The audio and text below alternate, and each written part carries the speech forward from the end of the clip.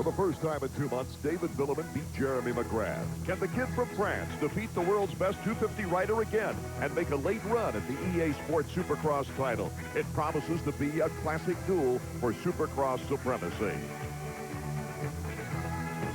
And in the 125 East ranks, Brock Sellards has strung together an amazing 5 second-place finishes for the series points lead. But Travis Pastrana has now won 2 in a row and is charging in on Sellards fast. Pastrana has his own worries. Stefan Roncada has won 2 races himself and 1 mistake by the 2 front runners, and he could find himself leading the title chase. Anything can and probably will happen tonight as the EA Sports Supercross stars return to Pontiac, Michigan.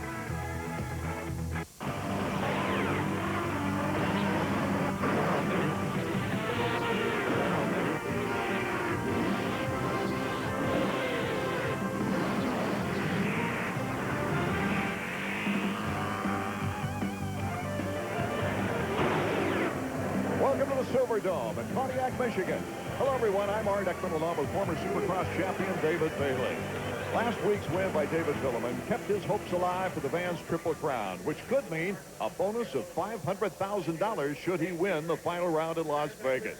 It also kept his points hopes alive in the championship race, narrowing his points lead, Jeremy McGrath's lead, that is, to 25 points, David. This is getting dangerous for McGrath. He's never had this kind of competition this late in the season. The Cobra, they call him David Vuillemin, in his first year here in the United States has been amazing. If you look at the Suzuki points right there, you'll see that he's only 25 points back, really keeping it dangerously close to McGrath for the title. You can see that Carmichael, after that crash last week, has dropped that 19th place, has really dropped him back in the points, allowing Kevin Windham to start to close that gap. The rider who's probably had the best seat in the action watching Vuillemin and McGrath take the checkered flags this year has been Mike LaRocco. LaRocco's been on the podium 5 times, but each time a Yamaha's finished in front of it. That's got to be frustrating because McGrath was the one that kept beating LaRocco to the finish. And now that LaRocco finally beat McGrath last week, Vuillemin steps up to the plate. So it's got to be frustrating for him. He's got the talent, he's got the speed, the equipment. And the last time he won a Supercross was right here in this building. I have a feeling he's remembering that right now. Our colleague, Davey Coombs, spoke with the guy who's trying to narrow the gap between him and Jeremy McGrath, as well as the young man who hopes to beat both of them. Back here in the pits, got 2 of the contenders for tonight's 250 class, David Vuillemin and Mike LaRocco. Right here, David, last week, wonderful ride in Minneapolis. Do you feel like you still have the momentum? Yeah, I did a good race last week, and I have to keep the momentum tonight and just get a good start and be consistent 20 laps. And hopefully I can get some more points back from Jeremy. Right. Over here, Mike LaRocco. Mike, last week was one of your best races. You came through the back of the pack to finish second. What do you got to do to get that last spot? It's hard to say. I mean, I've been chasing it all year. I mean, my AMSOIL competition accessory Honda's working good. I feel good on the bike. Just first 5 laps of the race have been, my speed's not as good as it is at the end. So if I can figure that out, I think I can get it. All right. We'll watch these 2 guys tonight as the main event kicks off here at Pontiac. David, let's take a look at the track map right now. It looks like it's a very busy track tonight. Well, right off the bat, that start, the first corner is very tight. And I would be surprised if weren't some riders going off over the outside during the race. Also another tricky section as they approach the finish right there. A lot of different timing right there we've seen so far. But the section we want to highlight for you right now is the sand section. After they go across in front of the starting line, you see they move into this berm right here, and then it's whoops through that section. That's going to be tough all night. It just keeps changing lap after lap. Each time you come through there, 19 more guys come through there and move that line around. Our qualifying procedure, the top 4 riders from each of 2 qualifying heats advance directly to the main event. For the rest, it's on to the semis where the top 5 transfer. The final 2 gate positions come out of the last chance qualifier. There's extra incentive to make the main and do well tonight, but this is the 3rd of 4 wrenchhead.com Super Fun rounds. An extra $44,500 pushes the purse to $105,000. 4th place through 20th even gets an extra $1,000 apiece. David. McGrath's already made a little over $40,000 off of this, winning the first 2 events of this series tonight, going for $60,000 to make it $80,000 in Chicago. Here in the lineup for the Heat 1, David Vuillemin, number 934, coming off his third win of the season. Mike LaRocco looking for his first victory. Sebastien Tortelli, his only podium was right here in the first matchup at Pontiac. John Dowd, Sebastian Waugh, Jason Thomas looking for that Ironman honor. Robbie Reynard, Ryan Huffman, his first race of the year. More to sideways, qualifying Heat number 1.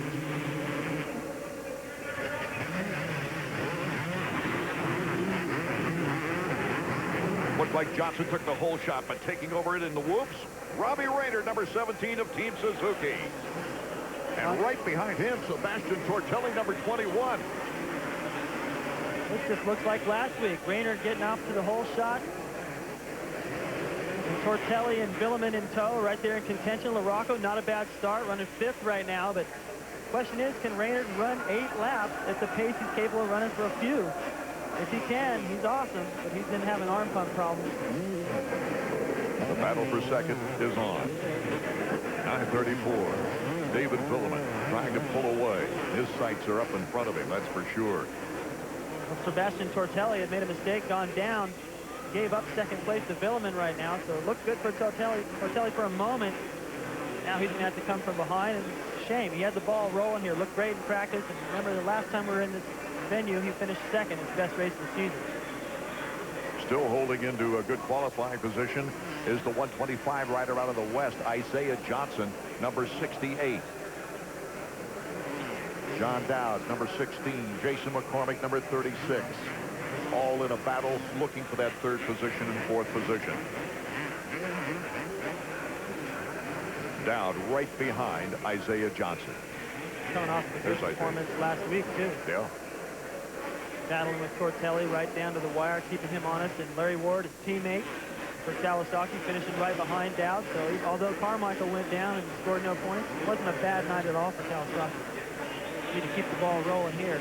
There's Jason McCormick, number 36, hoping to get into the top 4.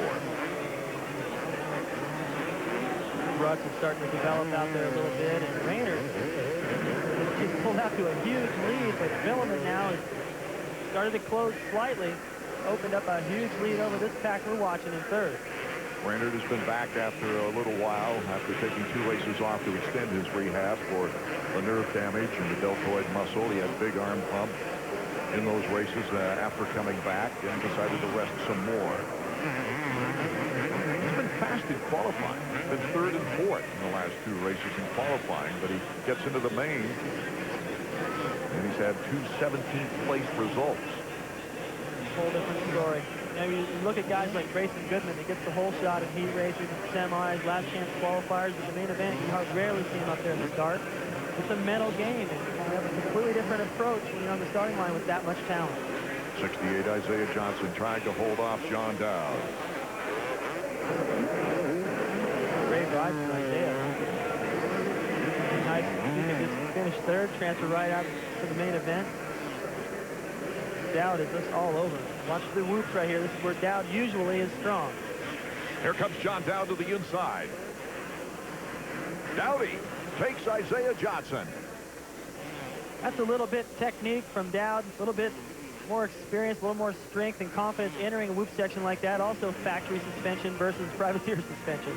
Isaiah Johnson still in 3rd place. This would be the first time he would make it out of a qualifying heat if he can hold on. We'll be right back.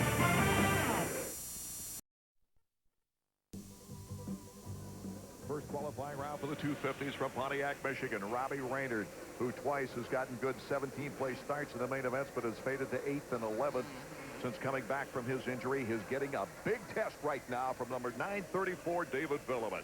Vuillemin, Team Yamaha, coming off that great victory last week. He wants to take over and grab this heat away from Reynard. No doubt about that. He's riding like a man possessed. Didn't care how big of a lead Reynard had on. It just doesn't matter. This guy, they call the Cobra, is programmed to win. He won't back off until he's in the lead.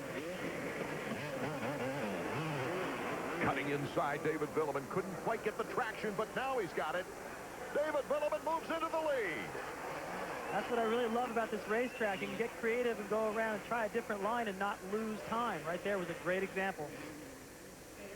For both Sebastien Tortelli and Mike LaRocco having a tough time getting up through the field. There's LaRocco, number 5. LaRocco now is outside the qualifying area. Sebastien Tortelli's moved into 4th, but LaRocco's got Isaiah Johnson in front of him before even getting to 4th. Even if he's able to make a pass on Isaiah Johnson, he's still got an entire straightaway. Robbie Raynard hanging right with him now is 9:34, going by the lap rider, Vuillemin. Anxious to see how close Raynard has stayed to Vuillemin in the remaining laps of this race. Remember last week in the heat race, he had the lead, looked sharp. Vuillemin took it from him, and he just went backwards. If it wasn't for LaRocco and Tortelli getting together at the end, he'd have been 4th. Last lap underway for David Vuillemin, who's already won 7 heat races this year. He's had a phenomenal rookie year, really. He has. You see that as fast as he is and dominant as he has been in these heat races lately, that Raynard is still pretty close. That's very encouraging for Team Suzuki and for Robbie. I know the guy's got incredible talent. His mechanic knows that. It's just frustrating watching the guys suffering arm pump week after week. Right here, still looks pretty good, Art. David Vuillemin, number 934, with 3 wins on the year, 9 podiums, 4 hole shots, and he's led 47 laps during main events this year. That is a wonderful first full 250 Supercross season so far. Either way, Raynard actually closing the gap just a little bit. Right when Vuillemin got by, he opened it up, and maybe since it's the last lap and he knows he has it, he's not pushing 100%. David Vuillemin takes the checkered flag, secures the heat victory. Robbie Raynard right behind him. Still a credible performance by Robbie Raynard, holding on to 2nd place. Sebastien Tortelli has moved up into 3rd on John Dowd. Mike LaRocco, it appears, will have to go to the semifinal round. We'll check out the official results right now as we take a look at the Suzuki EA Sports Supercross results page. Vuillemin, Raynard, Tortelli, and Dowd qualifying. Let's go down to Davey. David, great way to start the night here at the Silverdome. Pretty convincing win, but you had to run down Raynard to do it. Yeah, Raynard did a good start, and I was behind Sebastien and he crashed first lap. So I lose a little bit time, so Raynard was gone a little bit, so I had to push really hard to come back, and he did countless mistakes, so I can take advantage of that, and I was not riding my best race here, but hopefully it will be better for the main event. Coming up next, once again, a Jeremy McGrath, Ricky Carmichael matchup. Ricky beat him last week in the qualifying heat. We'll be right back. Welcome back to Pontiac, Michigan. Now is our 2nd heat almost ready to get underway for the qualifying round of the 250s. Jeremy McGrath, the points leader, 6-time champion, and Ricky Carmichael, the Daytona winner. There's Carmichael's bike, number 4. Also in this heat, Kevin Windham, Larry Ward, Damon Huffman, the top privateer, Heath Voss, Lewis, Craig, Schnell. We're set to go, and we're off on the 2nd qualifier. It was Windham getting the whole shot. And Ricky Carmichael moves into 2nd place with Jeremy McGrath in 3rd. Carmichael with the good cut. Oh, nice action bar to bar as they go over the triple. Not that often when the top 3 guys are out 1, 2, 3 in the heat race, but that's what we got. This is going to be fireworks because McGrath is in the 3rd spot, and I know he's not going to stay there. He's not going to be happy with 2nd or 3rd after last week's heat. Windham, number 14, trying to get back on track, trying to get back up on that podium. Look at that. All the way up over the top. I didn't see anybody do that very consistently in practice. These guys come right out in the first lap and do it. McGrath did it, jumped right over Carmichael's head. He's got to be thinking, what? And then McGrath tripled that jump before the finish, too. These guys are flying. Kevin Windham, Jeremy McGrath, Ricky Carmichael are ordered, with Heath Voss, the top privateer, still holding on to the final qualifying spot. This is unbelievable. Carmichael came out of that first corner, had his green front fender poked out in the lead for a moment. Now he's in 3rd, almost a whole straightaway behind Windham.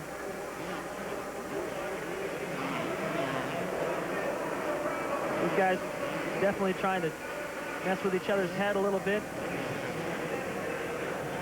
I've never seen the guys jump so many things that they didn't really do that much in practice.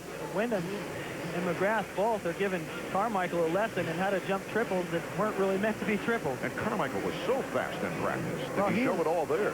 Well, he and Vuillemin were the fastest in both practice sessions. Apparently, Jeremy and Kevin had a few things under the hood they didn't want to show until the race time. There's Jeremy McGrath going through that sand section, which I adore, and he had a little problem with it there as we switch back to Kevin Windham in the whoops. Well, Jeremy just drives into that whoop section with so much speed to make up for the mistake he made. Jeremy is capable of riding at about a 98% pace, which seems to be good enough to win. And if he makes a little bit of mistake, he can go that extra 2% and make it back up. Number 14, Kevin Windham, had third place in last week's main event. But along came Jeremy McGrath, and McGrath is trying to shove him back once again. And Jeremy's got a little space to make up on him. Yes, he does. He hasn't been able to close that gap. But both Kevin and Jeremy have pulled away from Carmichael now. Carmichael's left foot still a little bit sore after that crash last week that kept him out of the main. He says it doesn't bother him as much when he's out riding, but just to walk around, it's pretty tender in black and blue. That's got to be affecting him a little bit. Kevin Windham hasn't won a qualifying heat since Indianapolis. That was on the 12th of February. As we take a look at Ricky Carmichael zipping through the whoops.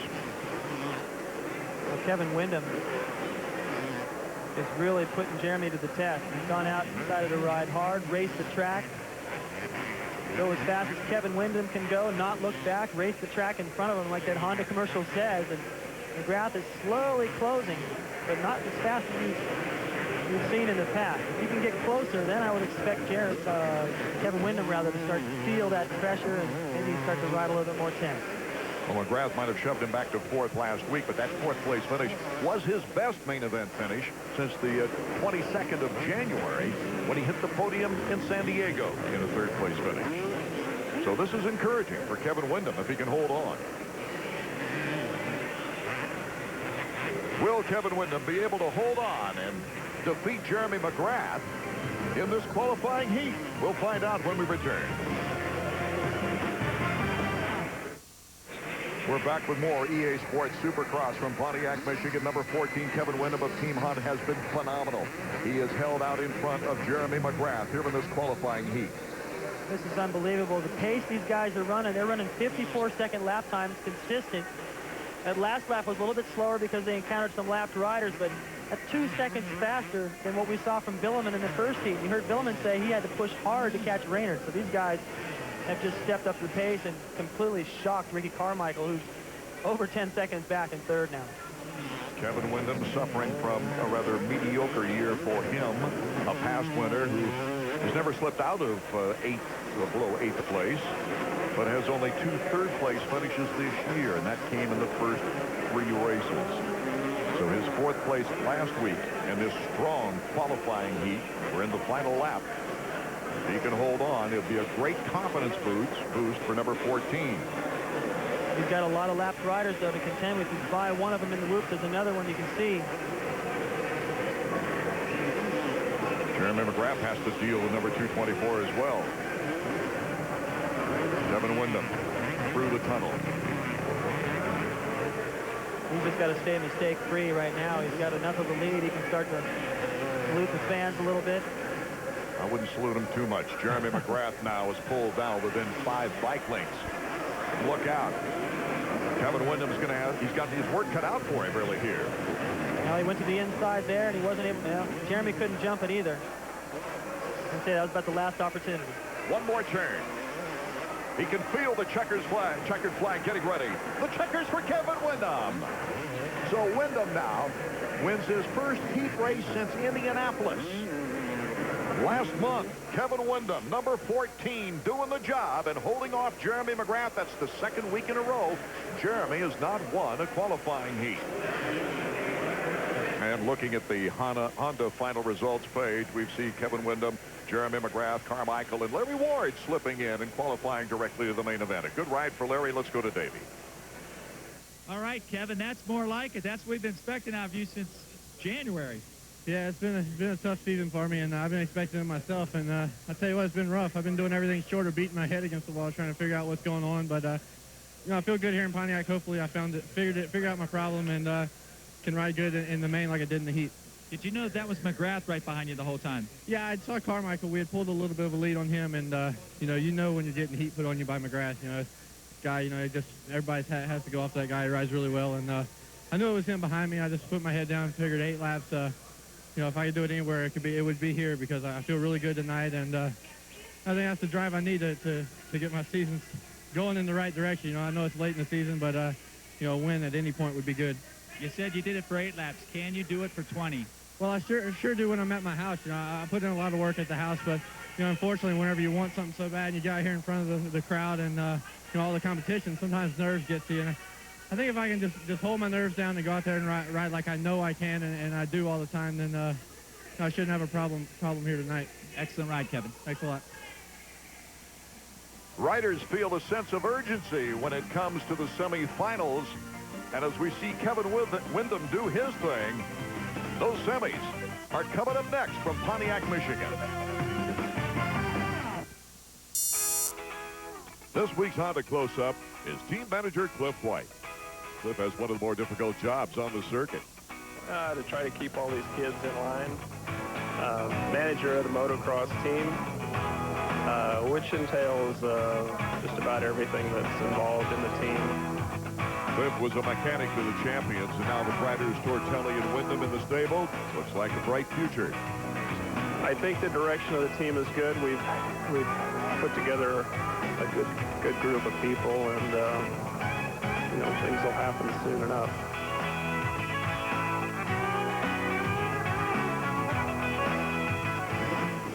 Back to the live action here in Pontiac, Michigan. Cliff White, quite a guy as the board goes sideways for our first semifinal round. Mike LaRocco had to go to the semifinals. Let's see how he fares. Grayson Goodman, 65, and LaRocco is buried back in the field. Well, he's mid-pack. There you can see just poking in there on the inside. That's the pass on Pavolny. Isaiah Johnson, rather. Isaiah Johnson. He's on the Honda, but Grayson Goodman, number 65. There you see Mike LaRocco. 65 is our leader. Isaiah Johnson from Albuquerque, New Mexico, on the Planet Honda.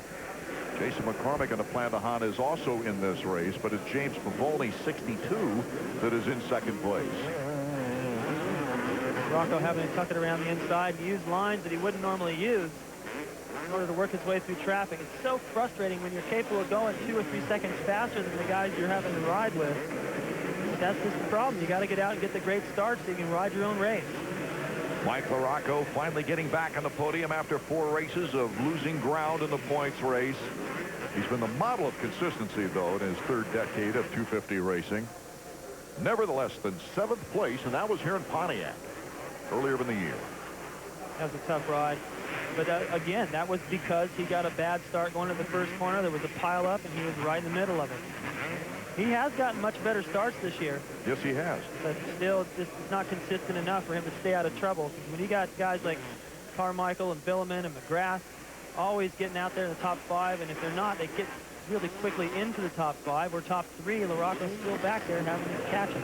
LaRocco with 4 second-place finishes and a 3rd this year. Do you have a theory about his starts? Always have. And that is that coming up through the amateur ranks, he probably was a lot more comfortable with the fact that he was able to move through the pack and always make progress.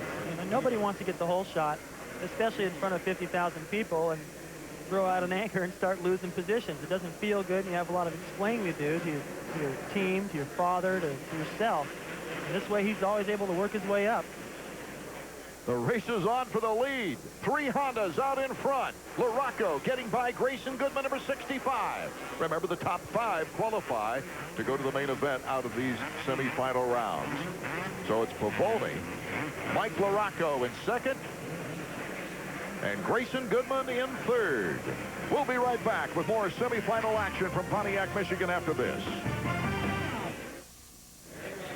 Welcome back to Pontiac, Michigan. Number 5, Mike LaRocco has taken the lead, and it's on the white flag lap. But he had to struggle. He had to work his way into the lead, and all because of a bad start. Watch him right here on the inside. As the gate drops, I think he may have slipped that clutch a little bit too long, was late on his reaction. You see he's already closed off, having to go into the first corner last. Grayson Goodman getting another one of his hole shots. Here was the pass to the lead at the end of the whoop section on the outside past Pavolny. Just muscled his way by. No problem. He should be able to pass Pavolny. He's got a couple more decimal points in his salary. Pavolny, though, has held on to second place, number 62, as Mike LaRocco has just pulled away from him. Grayson Goodman still in third, and another Honda, Isaiah Johnson, the 125 rider, who's in the off time. Not his division running here in the 125 East. He's a 125 West rider. LaRocco running about 57.5-second lap times through that semi. Just checking out the track one more time, not trying to use too much energy to save himself for that main event. The gate position, once again, will be a little bit of a problem for him. Well, I don't imagine that Mike LaRocco would be real happy to talk to us right now, having to go to the semifinal round, because he doesn't like those situations. But the top 5 graduating to the main event for the 250s, down to Davey. Mike, I know you don't like to go through the semi, but did you learn anything on the track? Did you pick up any of those things that McGrath and Windham were doing? Actually knew, you know, before I went out there, I really didn't take a chance out in the semi, but, you know, I know what I got to do, and the first thing is get a good start, and the rest will come into place. You definitely need to get a better start. We watched you get shut down on the inside that time. Yeah, I was slow off the gate, and I can't do that in the main event. As we get set for our semi-final number 2, Damon Huffman is the big name here, number 20 on the yellow Suzuki. Right next to him is Kyle Lewis as they get set for our second semifinal. The top privateer also hasn't qualified yet. Heath Voss, Greg Schnell, a 125 rider who's done very well on 250s. And Shane King, a former 500 GP champion, is in this one on a KTM 4-stroke. A treat right now, Brian Mason, the onboard camera. It's actually on his helmet, and let's take a lap with David Bailey. Once that cart goes sideways, David, we're going to ride with you on that bike, number 464. There you see Mason. The sign is sideways. He's staring at the gate. That's Mike Craig just to his left.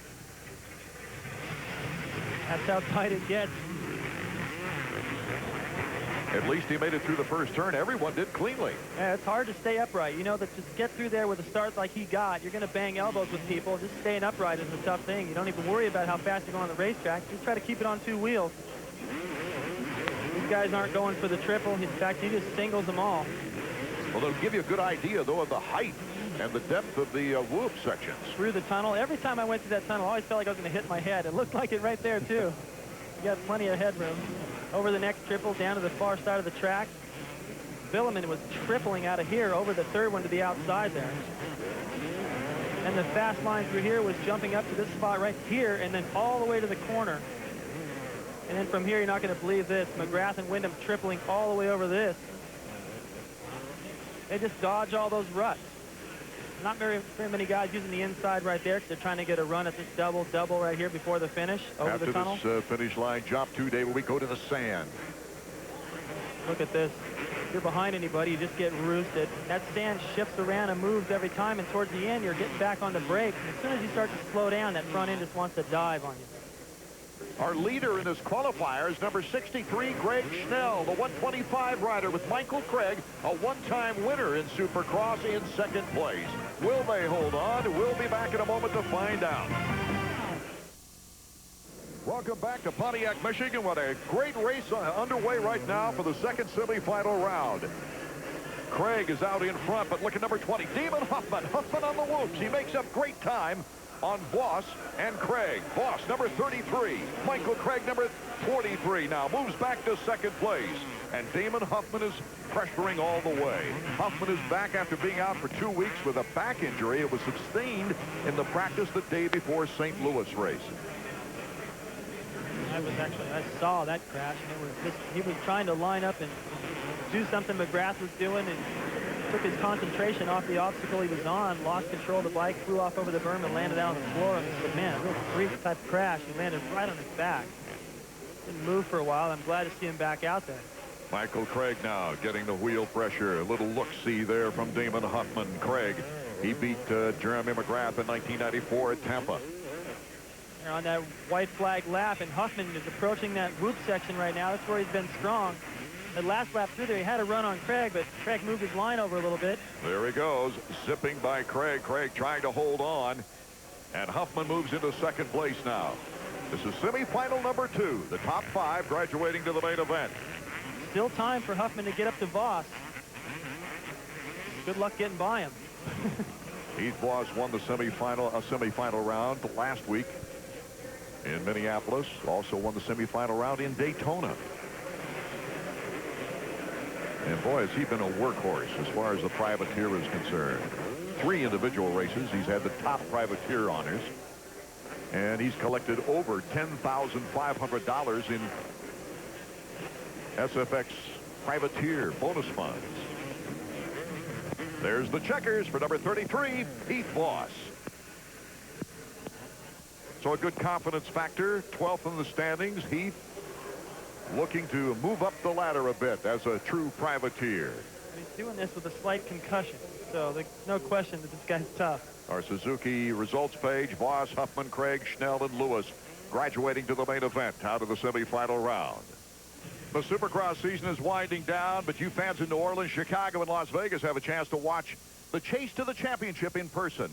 November 15th, it's New Orleans, the 29th in Chicago, and finally May 6th from Las Vegas. And of course, that is destination Las Vegas. But David Vuillemin winning the first 2 rounds of the Vans Triple Crown. He has set the scene, David Bailey, for a $500,000 shootout in Las Vegas. Well, there's a slim possibility that McGrath may wrap it before we get there. However, I think David Vuillemin has other ideas, and even if McGrath were able to do it, there's still the $500 grand on the line for Vuillemin, plus that 125 shootout. I cannot wait for that.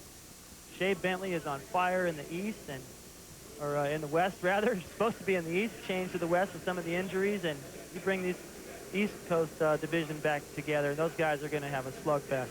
51,756 fans are looking forward to the 125 main event as we take a look at the Dunlop points situation. There you see 8-point lead. Pastrana, though, has been on fire, winning the last 2, and Roncada, a 2-time winner, is still not out of it. Local boy Nick Way trying to throw the monkey wrench right into this situation. Let's get down to the track. I got up with a couple of the top 125 riders down here on the floor. Brock Sellers, the series point leader. Michigan's own Nick Way. Nick, you never won one of these 125 main events yet. What would it mean to win here in front of your home crowd? Well, David, that'd be great. You know, I've been working really hard, and I'm just going to try to get a really good start and, you know, hopefully do the best that I can, and, you know, hopefully that'll be a win. All right. And over here we have Brock Sellers. Brock, you're the series point leader. 2nd place 5 times in a row. You got the lead, but I know you want one of those wins. Yeah, you know, my first win came here last season, and hopefully it'll come tonight. I've been pushing really hard, and 2nd just ain't cutting it anymore. All right, we'll let you guys get ready for the race. 2 of the top guys to watch for. 51,756 fans are now awaiting as we're looking forward to the 125 qualifying. That is all coming up next from Pontiac, Michigan, and the Silverdome.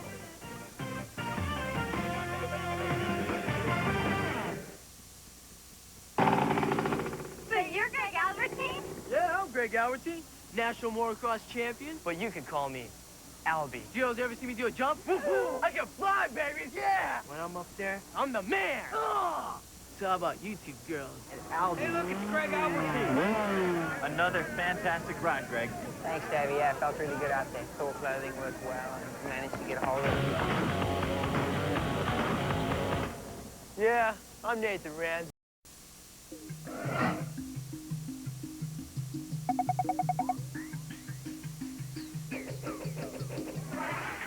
Heading into round 5 of the 125 Eastern Regional Supercross Series at the Silverdome in Pontiac, Michigan, Ernesto Fonseca, rider number 100, was a championship points leader with 4 wins in a row.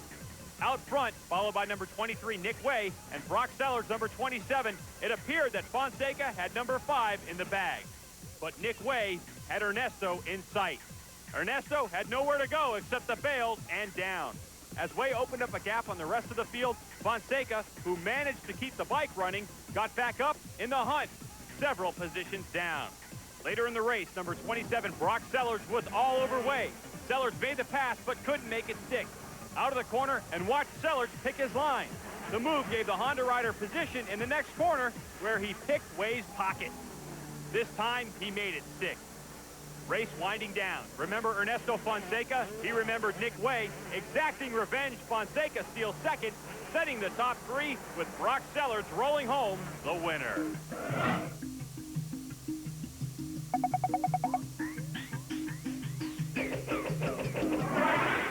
Those same key figures in our Honda Flashback are back once again this year, but with more personalities. Well, you got Travis Pastrana added to the mix, plus I think you're going to get a physical battle. These guys are all so close in talent, it might come to rubbing elbows and make a difference. Our first qualifying heat with 125. You see number 199, Travis Pastrana. Right next to him is Stefan Roncada.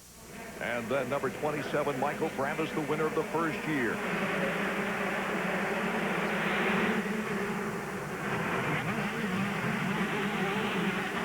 Travis Pastrana gets through that tight left turn first and takes a dominating lead right out of the whoops. Always a big advantage. You get into that whoop section first, be able to take whatever line you want. And Travis, look, you can't even see anybody behind him.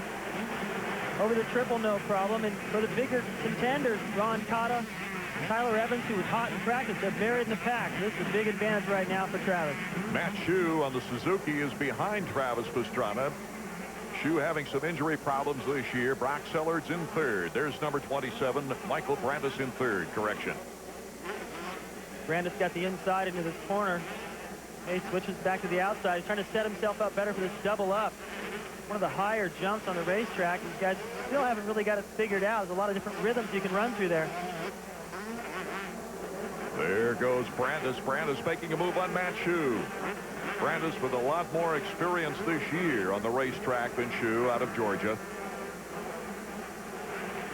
These guys have already dropped about 2 seconds behind the leader, Pastrana, who's already down to the end of the straightaway. Strong in that whoop section as well. Those whoops are tremendously deep. Hell, they just soak up a 125. You get stuck in there. Travis uses his body so well to make that track a little bit smoother. He makes up time every time through there. I'm sorry about that. Brandes doing a good job of pulling away here in second place. He opened the season with the victory at Indianapolis. And he is the only rider, number 27 I'm talking about, to get a whole shot in the 125s and also win the race. It's been remarkable the number of hole shooters we've had in the 125 action. This has been an awesome class to watch. And I'm actually a little disappointed right now that Travis got the whole shot. It's so exciting when he's mid-pack and has to work his way into the lead. The battle for third is on. Paul Curry, along with number 45, Tyler Evans. Evans getting around him, working his way up to the front. Evans in the second practice session earlier this afternoon was the fastest of the group. Lap time only about a half a second slower than the 250. Curry trying in the whoops to catch up with Tyler Evans. Can't do it. Curry goes to the outside, having trouble with the control in those whoops. It's going to get worse all night because they're going to get rutted. Not just one rut down the middle like you see some places in Phoenix where the soil's a little sandier. You can see the ruts are all over the place here. So picking a line is going to be pretty crucial. Evans, the Suzuki, number 45. Evans has had an interesting year on that Demerini Suzuki. He's opened the season with a third in Indianapolis in the 125 action after back-to-back top privateer honors in warming up for the 125s in the 250s. That was at San Diego and Phoenix. He proved he could handle the big bike, David. So as Travis Pastrana simply dominates our first 125 qualifying heat, the battle is behind him. We'll be back in a moment.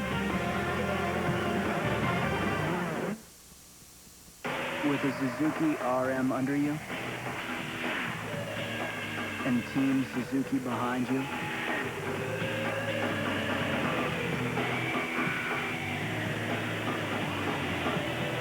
there will be absolutely nobody in front of you.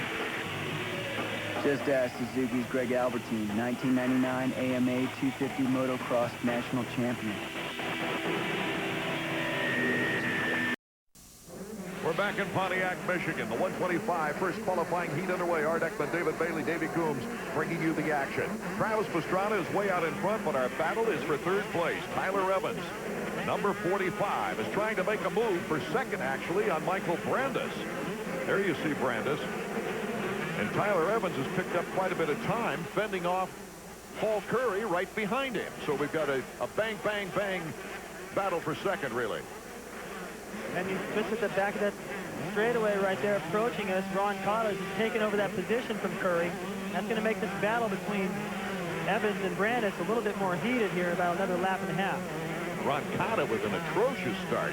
Got pinched off in that first turn. Number 27, Michael Brandis. Tyler Evans got squirrely out of that section a lap before. He's got a good run now. Here comes Evans. Evans to the inside. And Brandis just couldn't keep up the momentum through those whoops that Tyler Evans had. But look out, Brandis wants it back again. The final lap, white flag lap is underway now for Travis Pastrana. Evans getting a little squirrely before they go through that bridge. Curry wants it back again. There's Travis Pastrana. This is his white flag lap. I guarantee you, he's going to do something good. Well, maybe not. Oh, landing with no hands on the bars. Travis Pastrana takes the first qualifying heat in the 125. You cannot take your eyes off of Travis Pastrana no matter what. I'll tell you that right now. He has 2 wins in a row. He's looking for his 3rd, and that is his 4th qualifying heat victory of the season. He loves to get out front like that and have some time to ignite the fans, and that did it. I was surprised he was holding so still through the air, but obviously he had that in mind. Remember, the top 9 qualified to the main event out of the 125 qualify. Pastrana, Brandis, and Ron Cotta 1, 2, and 3 with Evans slipping down to 4th. Let's go to Davey. Well, Travis, a pretty easy heat race, but wow, what a jump over the finish line. Oh, thanks. Just a little no-hander lander. Had to do something. Couldn't do either one of the triples that lap, but man, my RM 125 Suzuki got me out to such a great start. Man, my bike's running awesome. I feel great. Hopefully, and get on first place this weekend. Good job in the heat race. Watch for you in the main. Thanks a lot, Davey. Thanks, Davey. Travis Pastrana is on a mission to win a title in his first professional year, and one of the guys who's out in front right now, Brock Sellards, is in this second qualifying heat for the 125s, along with hometown boy Nicholas Way and the defending champion Ernesto Fonseca, who took quite a big hit in practice on a triple jump. Brandon Jessamine, Kelly Smith, Jason Thomas, the Ironman. He's qualified for both the 125 and 250s 3 times this year. And onboard camera with us right next to the doghouse, it's number 464, Brian Mason. Our thanks to him out of Columbia, Illinois on the Kawasaki. There's the head helmet cam. We hope he's in the mix. That'll be interesting. Heat 2 underway pretty soon.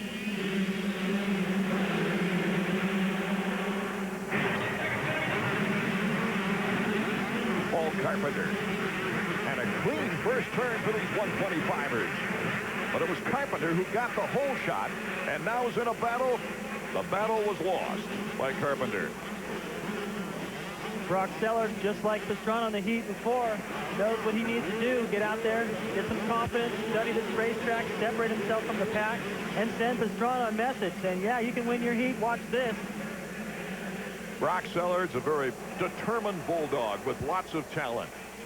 And as you heard, he won his very first Supercross victory here in Pontiac last year. And behind him, a young man trying to make his mark is still Paul Carpenter on the Husqvarna. Fonseca has gone down on the triple, the same triple he crashed on in practice. He's up and away, but that's who he was collected with right there.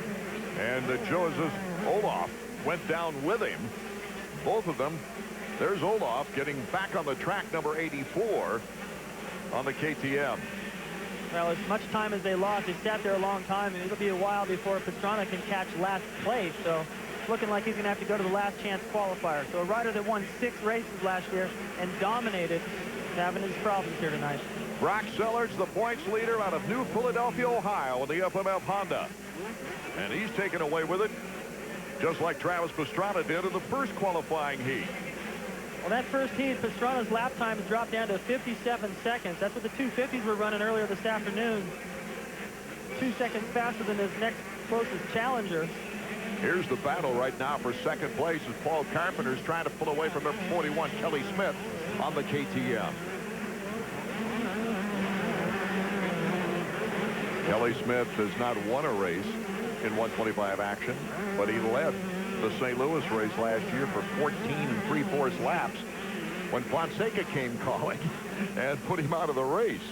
That was an exciting battle. It reminded me of St. Louis in the last round where Pastrana was able to erase a huge lead that Sellards enjoyed. He was able to make that pass towards the later stages of the race. Not quite as dramatic. Look at the battle underway. Carpenter and Kelly Smith bar to bars. They go over the triple. On the inside, Carpenter comes through that tunnel with the edge. See Kelly Smith going a little bit wide to get a run at the triple. They've built a few little moguls in there on the approach. So when you take the inside, you better get the power to the ground or you're coming up short. Sellards, Carpenter, Smith, and Skaggs. That's 1, 2, 3, 4 here in our second qualifying heat of 125 action. More EA Sports Supercross from Pontiac, Michigan, right after this. Toyota Trucks presents EA Sports Supercross from Pontiac, Michigan, our second trip to Pontiac this year. And this is the second qualifying heat for the 125s. Brock Sellards dominating the points leader, who is yet to win a 125 race. The battle for second place is on between Carpenter and Kelly Smith. Kelly Smith of the KTM has been hounding Carpenter throughout this entire qualifying heat, and there's less than 2 laps remaining. Watch the different lines right here. Well, Smith's starting to go inside right there. Doesn't want to give up any distance. Realizes he can still jump that triple from the inside. When he goes wide, he'd lose about 10 feet. He's got to stay close. Keep that pressure on. Whoa, got a nice leap out of the mound there. Kelly Smith, number 41, tries to catch up with a very smooth Paul Carpenter. This is an impressive performance by Carpenter. It is, because he's definitely got the pressure right now, but you can see the example of how well they did the design of this racetrack. These guys able to get side by side, jump things at different timing. Looked like Kelly Smith actually had the pass there a moment ago, but couldn't hold it. Carpenter with a 12th place in the last race in St. Louis is certainly showing up fine right now on this white flag lap, the final lap for the 125 qualifying heat. What I was curious about was to see what Sellards, who's got a huge lead, was capable of running in terms of a lap time compared to that first heat of Travis Pastrana. He has dropped his lap time down to 57 seconds, even with Pastrana, so we got ourselves a great main event coming up. And look at that, number 23, Nick Way, is doing battle with Robbie Skaggs. Skaggs had that position, but Nick Way has now moved, and he's hounding number 41, Kelly Smith. Wouldn't surprise me. Just enough time for him to get maybe one more before the checkered flag. He won his first qualifying heat last week, I should say. Nick Way, and the checkered flag was flying, and the battle is on. Nick Way cutting in on Kelly Smith. Smith coming across. Look out for the left rider. Whoa! Was that a close one? All three of them. Nick Way had that pass made a couple of corners before, but the timing didn't work out for him in the rhythm section, and Kelly Smith edged him out. Checking out our wrenchhead.com results page, Brock Sellards dominates. Carpenter holds on to second. Kelly Smith in third, with the hometown boy Nick Way in fourth. But the big story really is 9 people qualify in 125 qualifying action, and Ernesto Fonseca just made it into the main event, coming back for 9th. Let's go down to Davey. Well, Brock, way to come out firing here in your heat race. You went out there, got the whole shot. Good ride, but I got to ask you, where are you watching Pastrana in that other heat? Yeah, you know, I mean, that's my closest competitor. If somehow he could pull out 3 wins and I pulled out 3 more seconds, he'd win the championship. So, of course, my eyes on him. I'm not really, you know, stressing or anything, because I'm the guy that's holding the points lead. I'm just going out there and trying to, you know, win a race. Pontiac Silverdome's been good to you before. You won here last year. Yeah, I won here last year. My FMF Honda is working great. My mechanic did a good job, and I'm ready. Right on, Brock. We'll see you in the main. Thanks.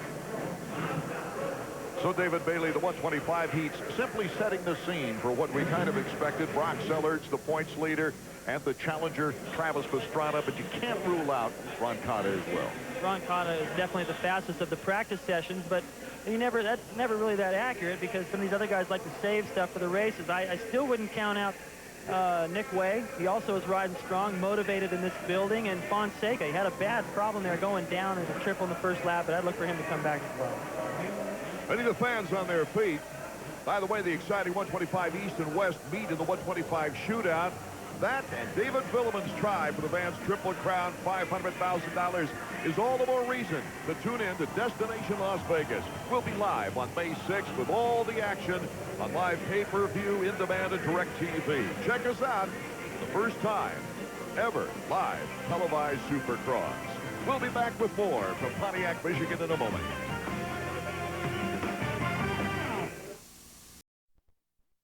superiority. This is what everyone has been waiting for here in Pontiac, Michigan at the Silverdome. The main event time, and the 125s are near the gate right now. The Suzuki starting lineup has Travis Pastrana, Brock Sellards getting the first two choices of gate, Michael Brandes, Paul Carpenter with a good qualifying appearance, Stefan Roncada, and down the line, Nick Way having a tougher choice as far as the gate on this short start, David Bailey. Not too bad. Not quite as bad as Fonseca, who's clear out to the outside, but pretty impressive what we've seen out of the heat races so far. Travis Pastrana just got out to the hole shot, pulled away, put on a clinic out there in heat 1. Sellards went out there, did the same thing in heat 2. They both matched each other's lap time. Roncada got a bad start, worked his way through the field. He's on pace too. Just couldn't see it in the heat race. We're ready for a great race. Only 3 races counting this one remaining in the 125 East. This could turn out to be the key race in determining the East Championship. The 32nd board is up. There you see Fonseca. He's only got 4 riders to his right. Earlier this afternoon, Robbie Raynard had to ride a preliminary qualifier because of the races he's missed this year, and he started about the same place Fonseca is and got a great start. Even without a good reaction, he proved that you can do it from out there, but Fonseca's got to be perfect. It's sideways. Travis Pastrana, Sellards, Brandes, Carpenter, Roncada. The whole group is off. The main event is underway.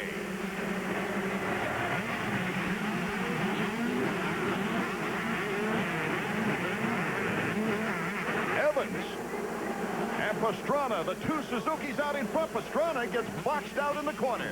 Well, he knew that going all the way through the whoops. Evans got up to the inside of him. And look at Brandes gets up there. Takes advantage of the move that Evans put on Pastrana. Roncada is 6 bikes back. Sellards 7 bikes back. As we take a look at our leaders. And Fonseca is in last. No way in the world I can see him getting up into contention here from a start like that. Michael Brandes is impressive. Number 27 already starting to put heat on our leader. Well, that's how you can get into riders' heads and just take them right out of their rhythm in the first lap of the race. Get by before they get a chance to get into their rhythm and force them to ride the pace you're riding. Number 199 officially gets the Yahoo.com Hole Shot Award for the 125 main event. That's Travis Pastrana. How about Evans, though? Just smoked by Pastrana through this whoop section right here. Look at all the ruts starting to develop. Roncada in contention right there. As long as he can see those leaders, he's dangerous. He won at this race, this stadium, the last time we visited. Tyler Evans putting Demarini Suzuki on the map right now. He was the fastest in the second heat of qualifying. Proven right now that that was no fluke. Leader number 35. 45, Tyler Evans.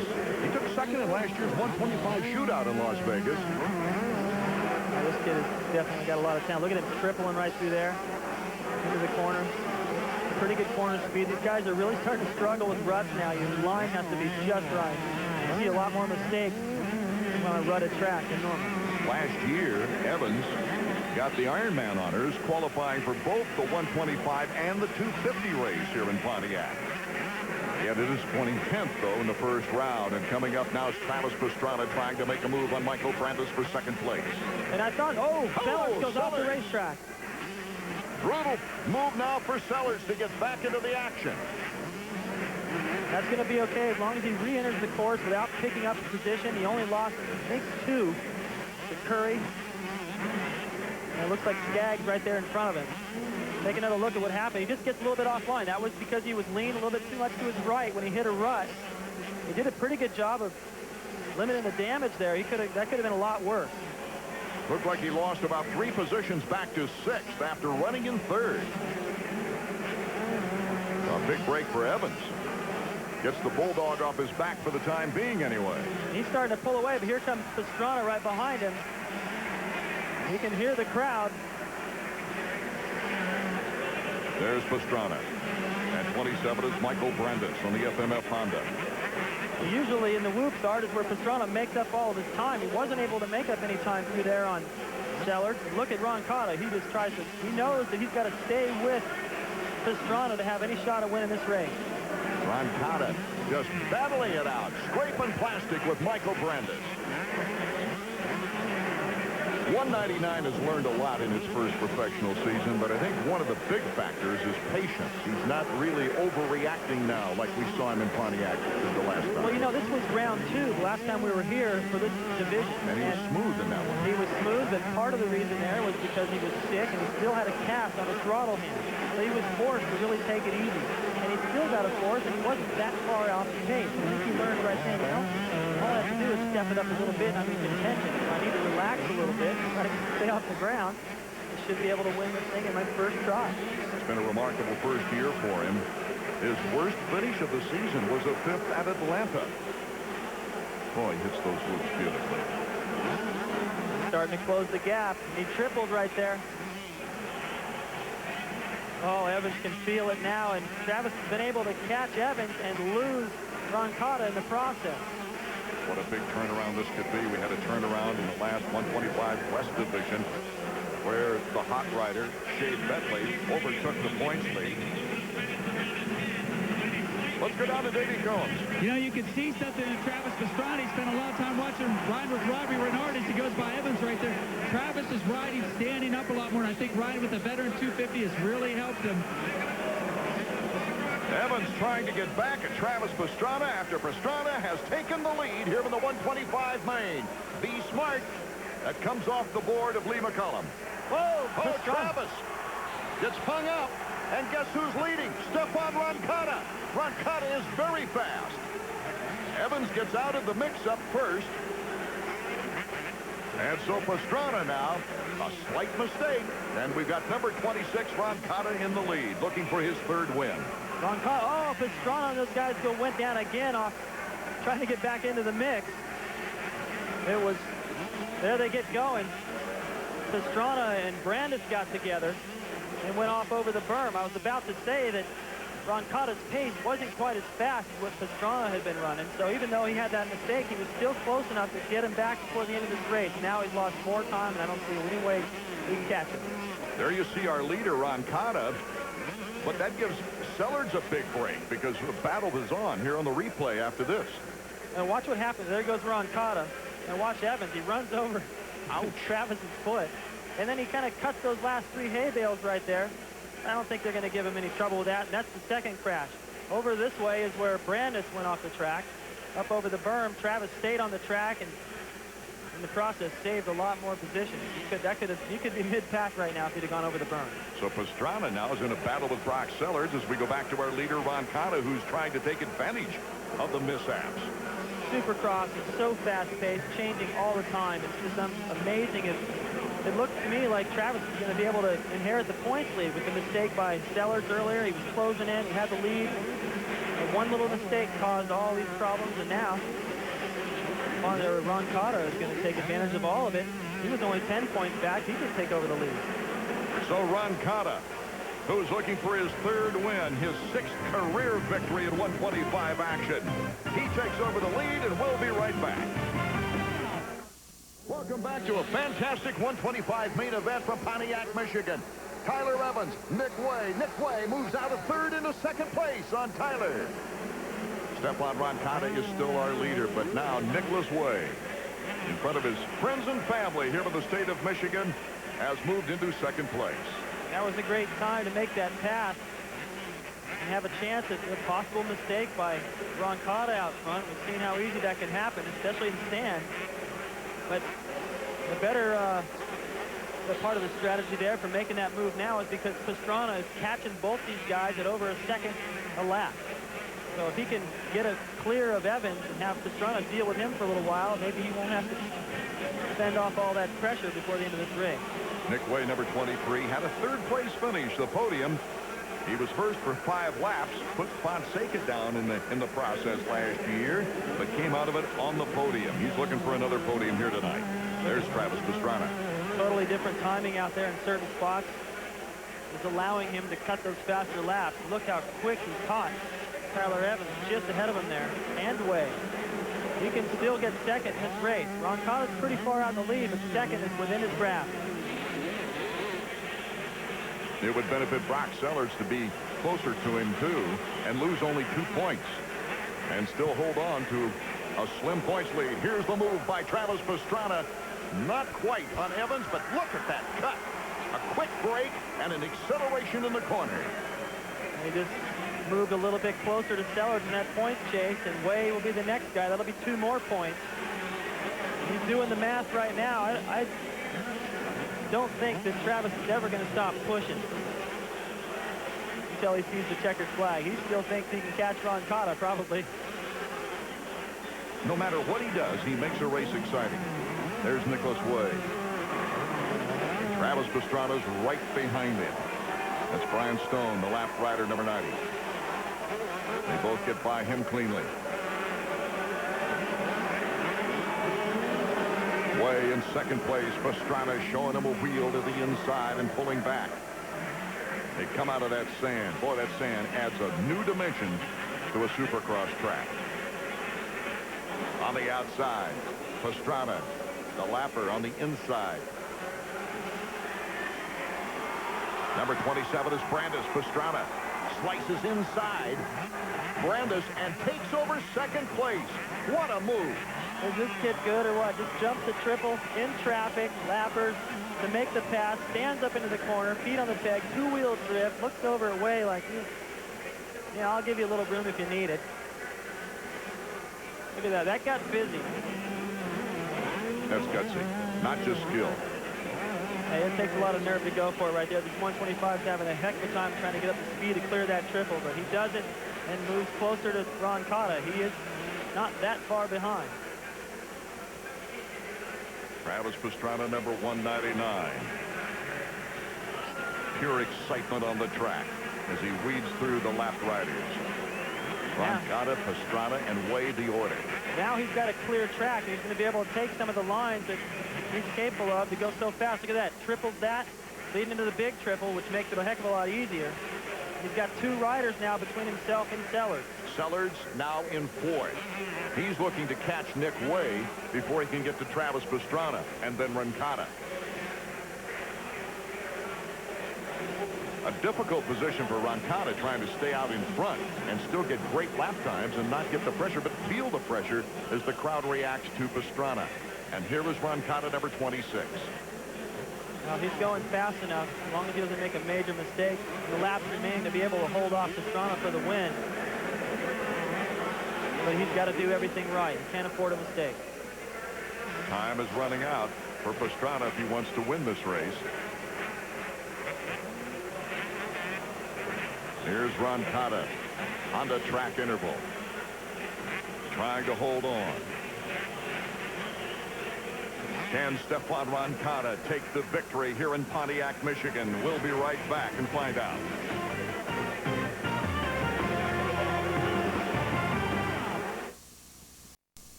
We're back in Pontiac, Michigan for more EA Sports Supercross. Number 26, Yamaha of Troy's Stephon Ron Cotta is the leader. He's trying for his 2nd win in a row here at Pontiac. He led all 15 laps the last time. He was injured last year, did not race here, but he got his very first American Supercross victory here in Pontiac, and that was back in 1997. Look at that, still riding smooth. He's jumping over that triple as well. One spot where Travis was able to make up time on everyone else, but not on Stephan. Boy, do you think Eric Kehoe, the team manager in the next booth next to us, is just a little bit nervous? His eyes are almost popping out of his head now as Stephon Ron Cotta is trying to get around that lapped rider. He doesn't lose much time. He's still able to do the timing he needs through that section right there. And Sellers able to pick up a position in the 3rd. That's going to be a podium for him if he can hold on to it. Well, he really needs to step it up another notch. To get by Way, I mean. Yes. The white flag is out for our leader, Stephon Ron Cotta. Just a lap away. Some 55 seconds away from a possible victory. And that shows right there what can happen. A lap rider going down right in front of Stephon, able to work his way around. There might have been a day that he'd run into that lap rider. We've seen him do it in previous years, but lots of experience helped out in that move. Number 26. He's feeling good now. He looked great in practice. If I had to put my money on somebody, I would have put it on him. You can never count Travis out, as aggressive as he is, but Stephan looks so good. Brock Sellers knows how important that battle for third is. Number 18 on the red bike, the Honda, pursuing number 23, Nick Way. Way certainly doesn't want to give up that podium spot. This could be the championship. He needs those 2 points desperately. The next time around, Stefan Roncada will be looking at the checkers. And there it is. Stefan Roncada has won his 3rd race of the 125 East season. He's back in the title chase. Brock Sellards trying to battle Nick Way. But Nick Way holds on for the podium spot. So Travis Pastrana will pick up 2 more points in that points battle for the championship. So Roncada now with his 3rd win of the season. It will be win number 6 in the 125 ranks for the anxious young Frenchman. Just amazing. Travis works his way into the lead, falls down, goes down again. Roncada just rode right through all the wreckage, played it smart. He had his problems earlier today, but with bad starts, but he shined in the main event when it counted. These 125 battles have been terrific this year. Both coming right down to the wire. The first 2-time winner in the 125s becomes the first 3-time winner on our Suzuki EA Sports Supercross results page. Travis Pastrana letting this one get away, but Sellards in 4th. It keeps that points race really close. Hometown hero Nick Way on the podium. Tyler Evans rounding out that top 5 as we take a look at the entire field. Let's go back to Davey. Stefan, way to go, man. This is your building this year. 2 in a row at Pontiac. You got your team boss, Phil Alderton, down here. You got to be stoked. That's right. Yeah, I'm very stoked, you know, and I just heard that Brock Sellards finished like 4th or 5th. So I grabbed a couple more points on him. So it's good for the championship, you know. I took some points away tonight, so it's great. What do you think in the middle of the race? You were moving up. You saw Pastrana and Evans go down right in front of you. Right there was the lead. Yeah, you know, there was a very good battle going on between Pastrana and Tyler Evans. And it's too bad those 2 crashed, you know, but I guess they were onto each other a lot. So it's the race, and it's great for me, like I said. And I had a good race. I was watching Pastrana. I was going pretty fast, but I was controlling the race. I wanted to win really bad tonight here, take some points away. So that's what I did, and I'm very happy about it. Hey, you know, you did just that. You threw it into a 3-way race as your teammate Ernesto Fonseca comes up. Stefan, between you, Brock Sellards, and Travis Pastrana, this one's going right down to the wire. Yeah, you know, I think the championship this year is great. There's a lot of good riders that can win. The level is really fast, so we have great races, you know, and I think it's going to be really tight for the championship between Ferry and Brock and I. So we'll see what happens, and hopefully I win it. And I'd like to thank all my sponsors, you know, Phil Alderton, Yamaha Troy, Enrico, Dunlop, Oakley, Fox, and Mark Peters, my track design, Alan Gerke, All-Pro Emig Fitness, my trainer, and everybody here that helps me out a lot for the championship. Thank you. Thanks, David. Stefan Roncada's win gives him 125 points. That's only 3 behind Brock Sellards. Roncada moving into 2nd place. Pastrana only 4 in back of the leader, Brock Sellards. Nick Way holding 4th in 4th place. What a great shot, be able to throw that bike sideways, the flames going off over the finish line jump, moving into 2nd. What a night for Stefan. He loves this stadium. We're back in Pontiac for the second 250 race of the year in one of Supercross's most historic venues. While we are away, the last chance qualifier took place on the Suzuki results page.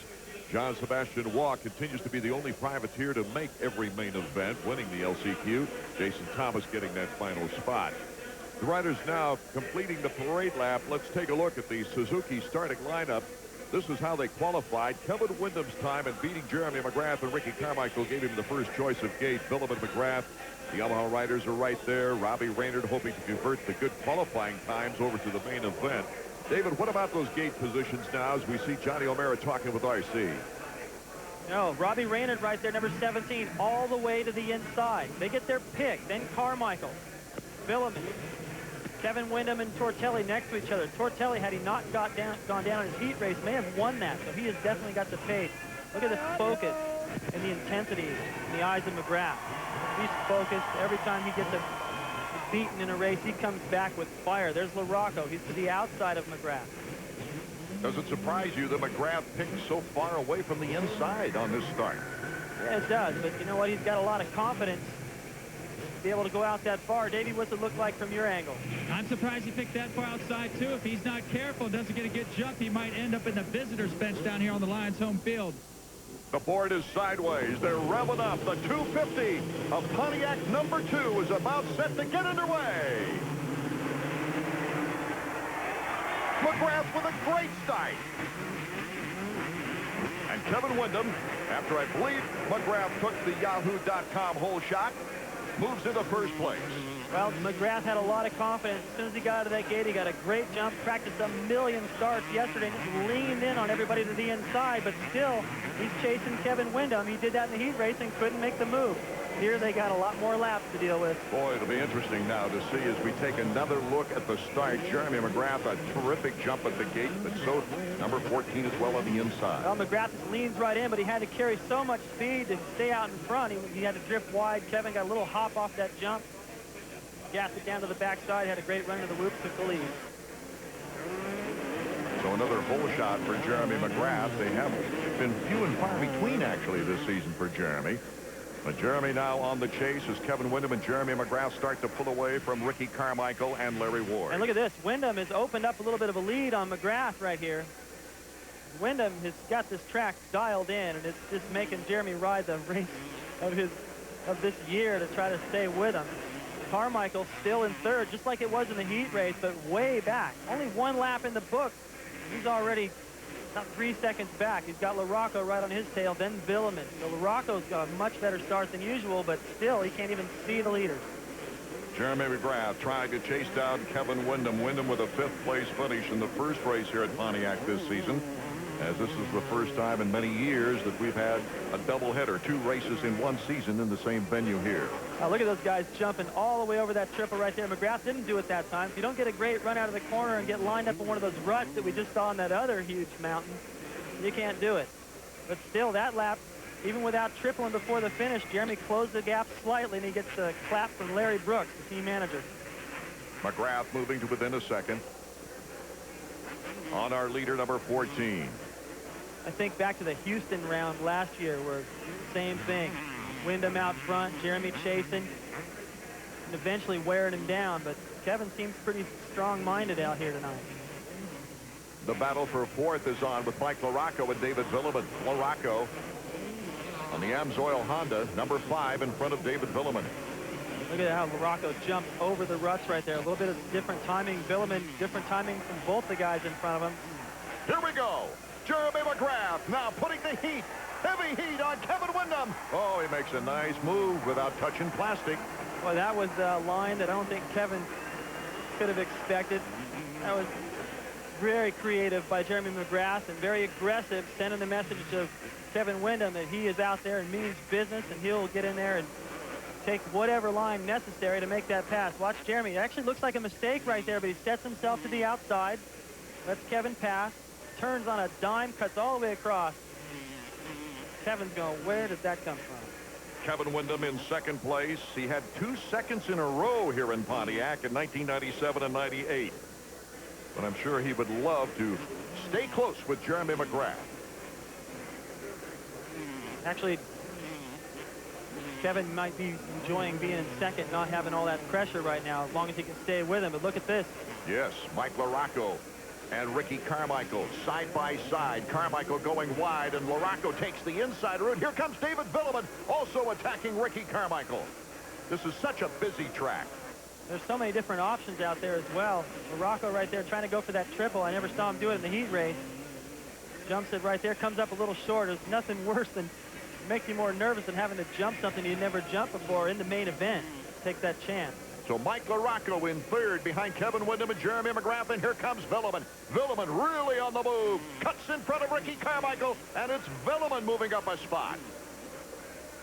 Ricky just a little bit off the pace tonight. I think that crash last week really interrupted his flow that he had going. He was really on a roll. Podium finishes, the win at Daytona. That crash last week just took it all out of him.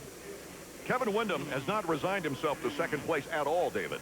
No, he is still staying in contention. You know, when we had Pastrana up here joining us for last week's show and McGrath made a pass on him, he said, you know, Kevin may have done that on purpose because he didn't want to have to deal with all that pressure. And in my opinion, it was a little bit late in the race for that. But here, there's plenty of time. And now Kevin can apply the pressure on McGrath. Vuillemin on the inside of Mike LaRocco. LaRocco just won't have it. The Amsoil factory connection Honda barely holding on to third. In the whoops, Vuillemin is so good. Vuillemin, a good black pass. But look at the speed that LaRocco got out of that corner. Yeah, that's like trying to move a brick wall. And with all that messing around, look at Carmichael's back in the mix. Oh, what a great battle for third. A three-way battle, LaRocco, Vuillemin, and Carmichael. Carmichael rides with a lot of emotion. He recognizes that he's not going fast enough, but he wants to be in this mix. He'll just wick it up and take the chances. And right now, that's what he has to do because Tortelli's catching him. LaRocco's been on the podium 5 times. He's looking to make it number 6. Vuillemin and Ricky Carmichael. Carmichael getting back in the picture against the Team Yamaha rider. Look at this. Team Kawasaki versus Team Yamaha. Vuillemin looks back at Ricky Carmichael, RC. Just can't quite make the move. Can't pull the trigger on Vuillemin. Keeping him honest. These guys are pushing each other so hard. Let's go trackside to Davey. Keep an eye on Vuillemin if he gets close to LaRocco again. He told me before the race that he didn't think LaRocco liked him one bit. I said, why? And he said, well, in practice last week at Minneapolis, I accidentally ran into him, and he gave me that look like he was going to hit me. He just might. And he'll want to do it a little later in the race so that LaRocco won't have time to retaliate. Yeah, I don't think that was paranoia. LaRocco is not shy when he wants to move up a spot.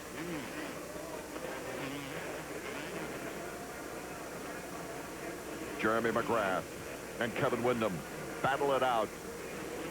Will Jeremy McGrath be able to hold off the Team Yamaha rider who was looking for his first win of the year? Jeremy McGrath holds on to the lead. We'll be back. Toyota Trucks presents EA Sports Supercross from Pontiac. It's continuing to be a fierce battle as Jeremy McGrath cannot afford a mistake the way Kevin Windham is riding behind him. You know, right now, Kevin's just out there just waiting for the laps to wind down, waiting for the place to make his moves, studying everything McGrath's doing. Later in the race, lapped riders will be able to perhaps work to the advantage of Kevin because he'll be able to see the whole situation where Jeremy's going to have to commit. So I don't think Kevin, with the nerves that he's talked about that have kept him from riding his best, are a problem right now. He can stay with McGrath right here, apparently with apparent ease. Last time here in Pontiac, he crashed to 14th and came back to 5th. That's right. So, and as a matter of fact, that was the first race in about 4 or 5 where he did actually make progress towards the end of the race. Even though the finish wasn't impressive, at least he was passing riders and riding fast towards the end. Watch when they come out of this corner and triple up over this mountain. It's just phenomenal. They're jumping through the ruts all the way up over that, landing into more ruts. The technical skill of these guys is just off the scale. Jeremy McGrath so far has not made that crucial mistake. And even Jeremy is human. We've seen that happen from time to time, but not very often. Well, whenever I see this, I think back to Tampa when Jeremy had the lead and Kevin just stayed back there and wore on him, finally made the move. Jeremy can be beat. Kevin knows it. He's just got to stay close. If he makes a mistake and loses contact, that's what Jeremy's hoping for, then he just has no chance. One thing about Jeremy McGrath's domination of the past is he's been able to get a lead in that first 8 laps and not be pressured after that. This is not the case here in Pontiac. No, we're approaching lap 10, the halfway point, and Kevin is very much in this battle, forcing Jeremy to worry about what line he's taking. Jeremy just shifted his line there because that's where Kevin was going.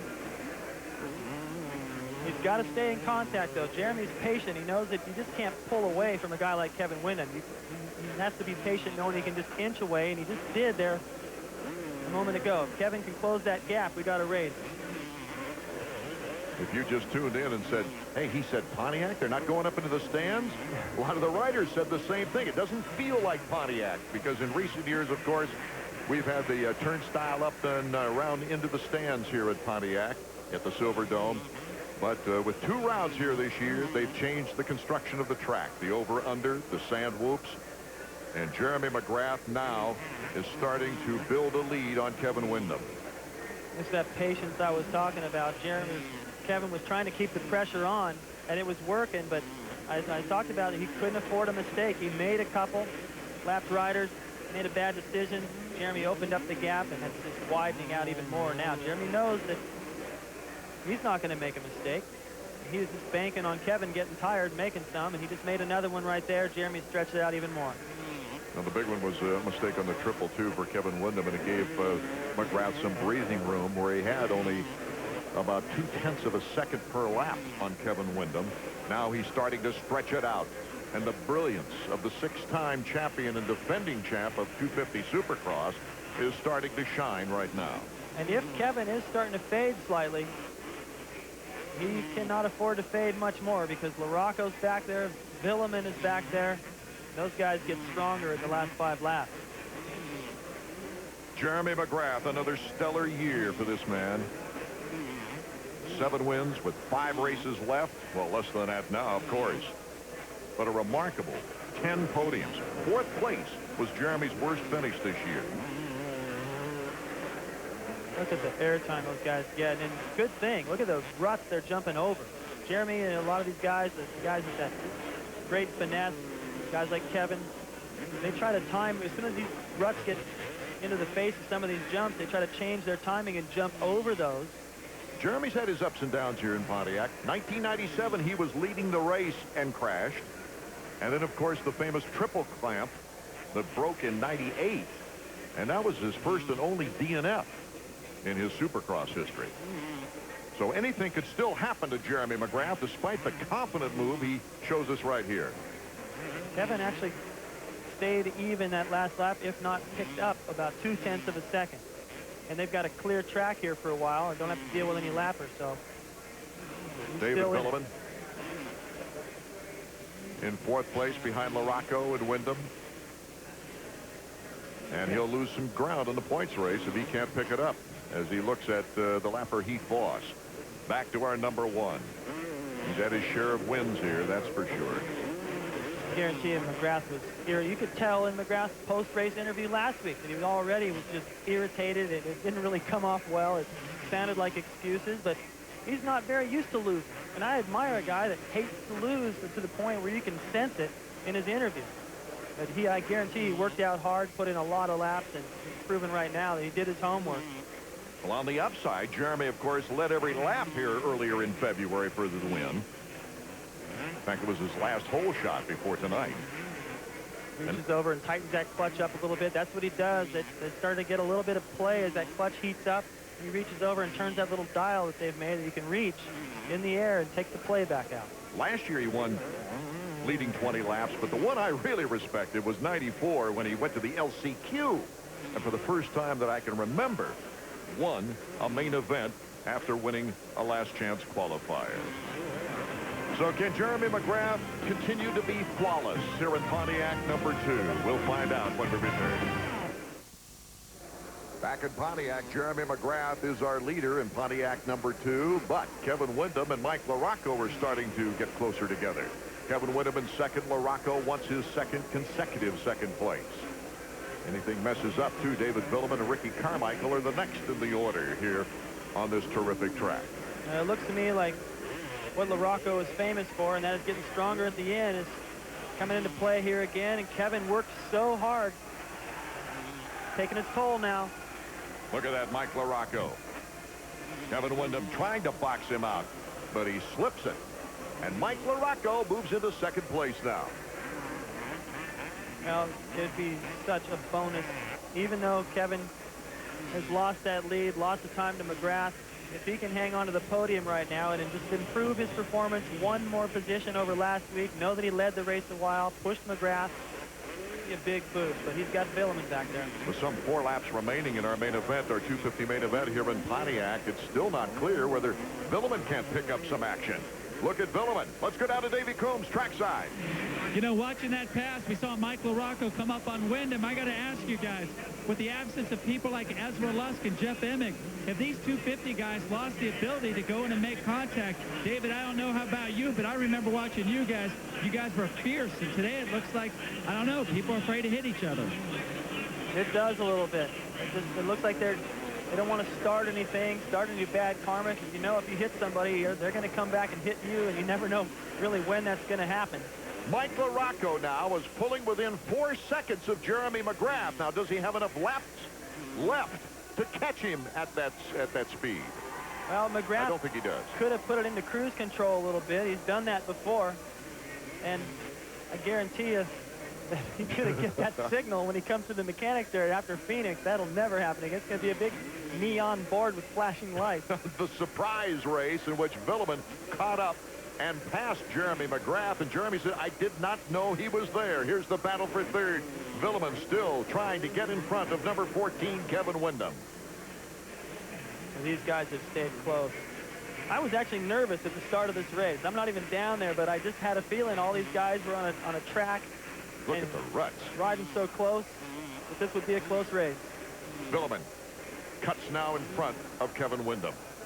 And that was something they were able to triple earlier, and they would have tripled that even though that he cut that corner so tight a little earlier in this race, but the ruts have gotten so deep.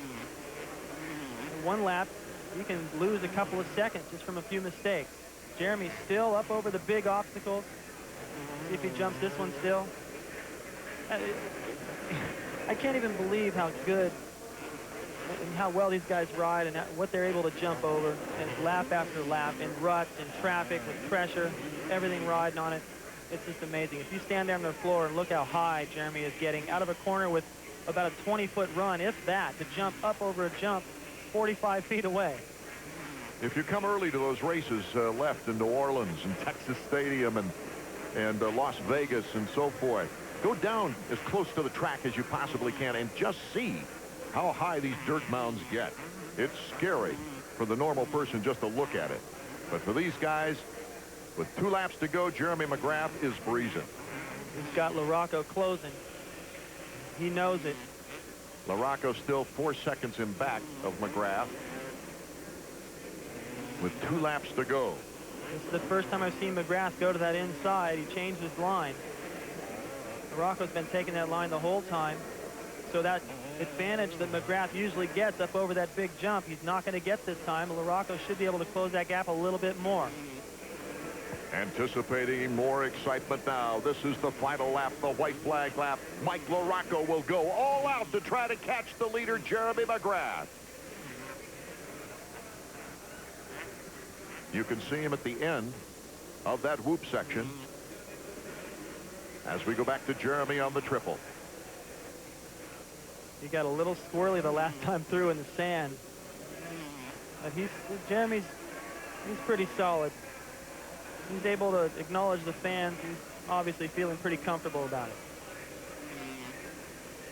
Everything's got to be just right. LaRocco has ridden a fantastic race to come through the pack the way he did. It was a pretty good start, but he still had to get past these guys and into second.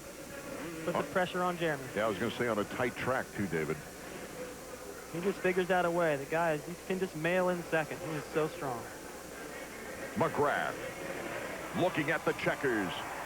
The flashbulbs pop, and Jeremy McGrath wins his 8th race of the year 2000 in Supercross.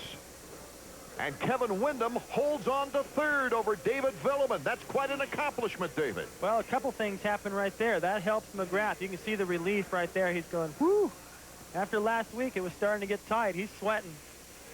He's stretched it back out right now, and Kevin Windham just helped him put 2 more points on Vuillemin. 2 very valuable points. Bob Oliver of Team Yamaha coming over to give him a high five. Yamaha now with 11 wins. 12 wins on this season, ties the all-time record of 12 set back in 1980. Yamaha getting 12 wins on that season. Mike LaRocco, a well-deserved 2nd place. Paul Deloria, his mechanic on the left side. Drew Shane. Sebastien Tortelli's mechanic on the other side of him.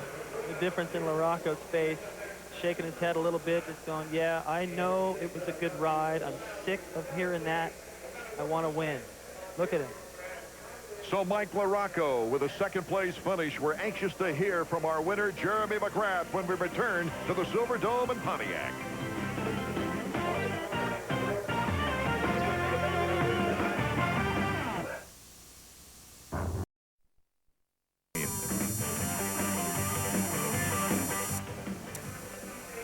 EA Sports Supercross from Pontiac, Michigan. Welcome back. Jeremy McGrath has just won his first doubleheader ever. 2 races in the same city during the same season.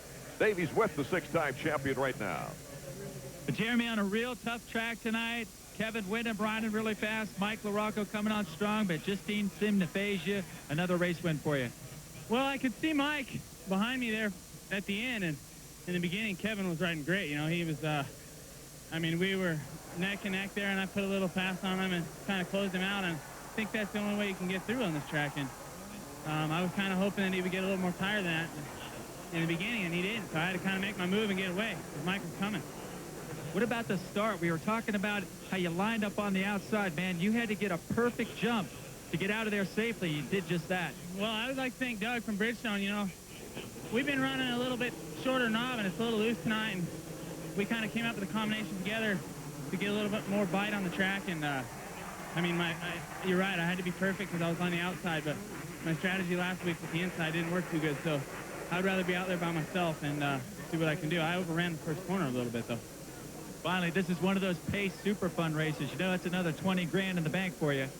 Yeah, I know. You know, I didn't even know I won the other 2 until tonight. So, you know, that's kind of cool. Just a little bit extra bonus. And I got a long ways to go, though. You know, Vuillemin's running that 2-race 500 grand series. So we'll see what happens.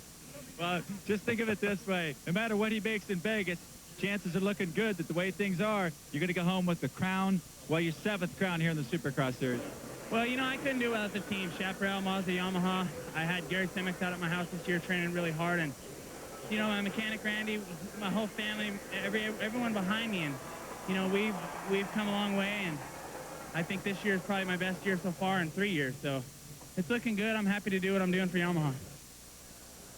Jeremy, his mechanic, Randy Lawrence, now on to take care of those duties only a winner has to worry about. The Honda results page showing us the official finishing positions. Windham back on the podium for the first time since January 22nd. A winning challenge by David Vuillemin, lasting only 1 race this time, but as Jeremy reminded us, though, Vuillemin still has that Vans Triple Crown to look forward to in Las Vegas. Don't forget, that's live pay-per-view. Michael Craig, the best results of the 10 privateers in this race, in 10th position. More tough luck for Larry Ward. Let's hear from the other 2 podium winners now. A couple Honda riders down here are chasing after Jeremy. First of all, you, Mike, you didn't have that good of a start, but, man, what an ending. Yeah, imagine that. No, actually, my AMSOIL competition accessories Honda worked great. Like it's been all year, I felt great out there, and especially in the loops, and I think that's where I made up a lot of time. And, you know, I managed to put some time on Jeremy, but as always, not enough time. What if they had one of these Supercross races that was, say, 25, maybe 30 laps? Could you get them? Yeah, I'm trying to work in a union so we can get that changed. That would be great. Okay, right here, 3rd place. Now, Kevin, what a fantastic start. You're riding right there with Jeremy. And even when he went by you, you hung tough. What happened in the middle of the race? I started tightening up a little bit. We were holding a pretty good pace, and you know, I felt his pressure behind me, and you know, he got by me, and I was able to stick with him for a lot of laps, and I felt like I was going to stay with him for the whole time, you know, and hopefully make a late race pass. But I started getting a little nervous and tightening up a little bit, and you know, I'm happy with 3rd this weekend. It's a hell of a lot better than what I've been doing. So I'd like to thank all my sponsors for helping get me here. Honda, 1-800-COLLECT, No Fear, Dunlop Tires, Alpine Star Boots, Araya Helmet, Scott Goggles. Good job, Kevin. You know what? Coming back on Vuillemin like that at the end, you got to take a little bit home with that. That was a nice victory for you. Yeah, at the end, you know, he got by me, and I was like, man, I got to dig deep for the podium. And you know, the middle part of the race, it's, you know, I felt my arms coming on. I kind of relaxed a little bit, and I think that's you know, once I dropped back and started to relax a little bit, I think that's what gave me the little extra drive to get Vuillemin back with you know, 2 laps to go. Thanks. Hopefully this late season improvement continues for Kevin. It's been a rather frustrating season for the 5-time winner. Taking a look at the Suzuki points, McGrath by 32 over David Vuillemin. With 4 races left, it appears if McGrath stays on course, the percentages are anyway, he could wrap things up in Chicago. His teammate on the Chaparral team, Tim Ferry, rounding out the top 10. David, your final thoughts. That Jeremy McGrath is the undisputed king. I mean, anytime he has something he needs to come back and prove, he can do it. And the way he did it tonight, starting from the outside, having that confidence, just lean in on everybody, get around Kevin, hold off the pressure of LaRocco. The guy is just unbelievable and stretches out that lead even more. Our next telecast here on ESPN2, round 13, coming to you from Texas Stadium, the Dallas Supercross. Art Ekman, David Bailey, Davey Coombs, thanking you for being with us here in Pontiac, Michigan at the Silverdome this evening. This has been a presentation of ESPN, the worldwide leader in sports. For more information, log on to ESPN.com, part of the Go Network, go.com.